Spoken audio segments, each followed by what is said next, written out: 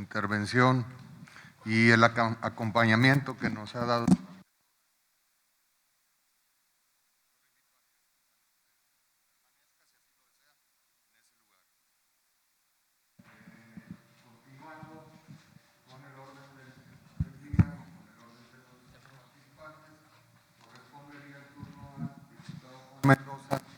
Para hacer sus preguntas y cuestionamientos.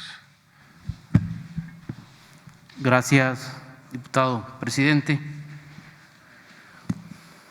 Se fue el secretario Ismael Camberos diciendo que el estado de fuerza era insuficiente en Zacatecas. Entra usted, secretario, como titular de esta secretaría diciendo lo mismo. Y esto me preocupa sobremanera, porque además de que debe cambiar el lenguaje, tiene que cambiar la comprensión del tema cuantitativo y cualitativo en torno al número de elementos que hay en el Estado. Dice la ONU que en los parámetros o en los estándares la proporción es de 1.8 elementos por cada 1000 habitantes. Si partimos de este parámetro y si Zacatecas tiene una población demográfica de 1.600.000 habitantes, quiere decir que necesitaríamos 2.880 elementos para estar dentro de los parámetros y dentro de los estándares que marca la ONU. Tenemos 2.154 elementos estatales, 2.054 de la Guardia Nacional, 1.297 de policías preventivos, lo que suma 5.500 elementos, es decir, muy, pero muy por encima de los 3.000 que en los estándares internacionales debiera tener el Estado. No es el tema cuantitativo, secretario. Ojalá y sus próximas visitas a esta legislatura no venga el mismo lenguaje que me parece ya desfasado. El tema es cualitativo, el tema es de orden, el tema es de coordinación, y es ahí donde le hago un llamado enfático para que haya orden y no regrese el lenguaje del estado de fuerza insuficiente que no tiene Zacatecas. Tiene elementos insuficientes para atender el fenómeno delincuencial, pero particularmente me preocupa, secretario, lo que está pasando, como le preocupa a gran parte de Zacatecas, lo que está sucediendo en las franjas limítrofes del Estado. Ayer sucedió en Pinos, el área limítrofe que colinda con San Luis. Semanas anteriores ocurrió en Juan Aldama con la muerte del director y subdirector en el área limítrofe de Durango. Está pasando en la zona de Concha del Oro y Villa de Cos.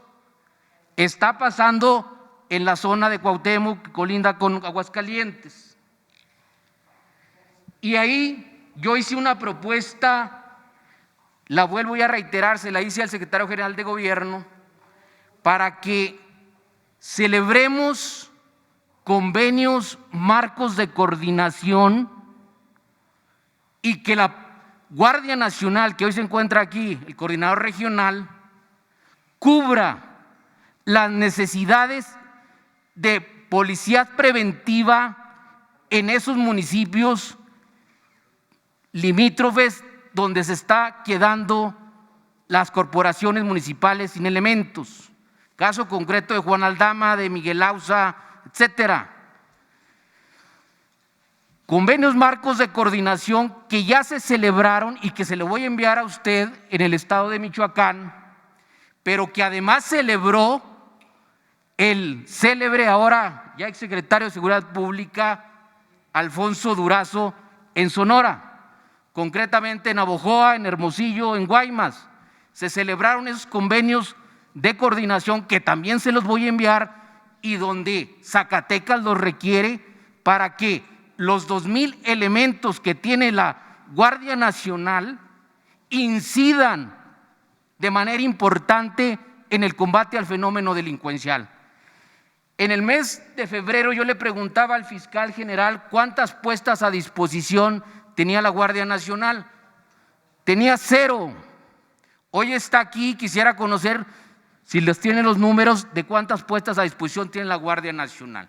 Pero me interesa que en esa parte de orden pudiéramos tener estos convenios, marcos de coordinación y atender esos municipios donde se nos ha recrudecido el fenómeno delincuencial y donde tenemos policías preventivas que se encuentran prácticamente abandonadas.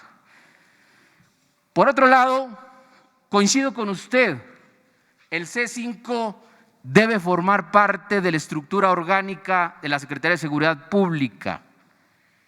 Lo tiene la gran mayoría de las entidades federativas, entre ellas la Ciudad de México.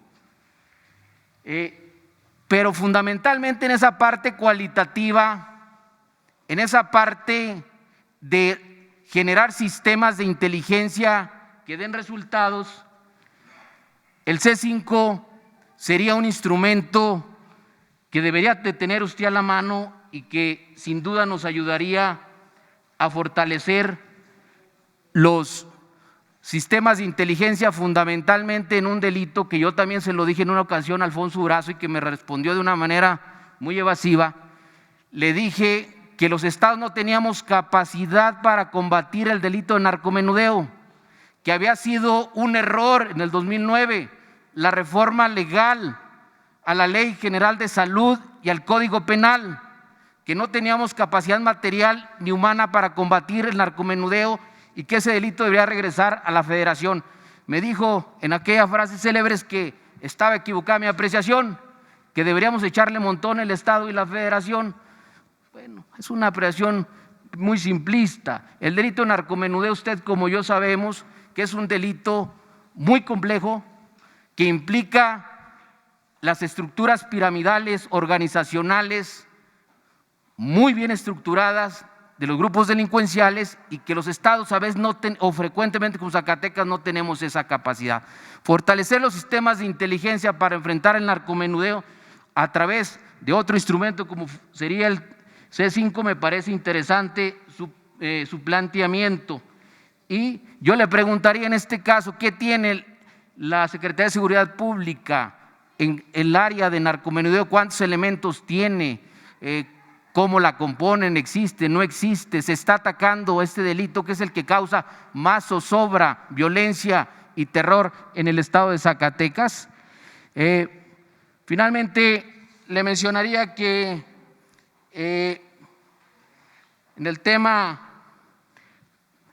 que se dio hace unos días, valdría la pena una explicación si hay una línea de investigación seria en las famosas narcomantas o narcomensajes o que están dando, si hay alguna línea ya de investigación que está profundizando en el tema y que pues sería importante que se bosquejara si hay alguna información sobre el tema. ¿Sería cuánto, diputado presidente?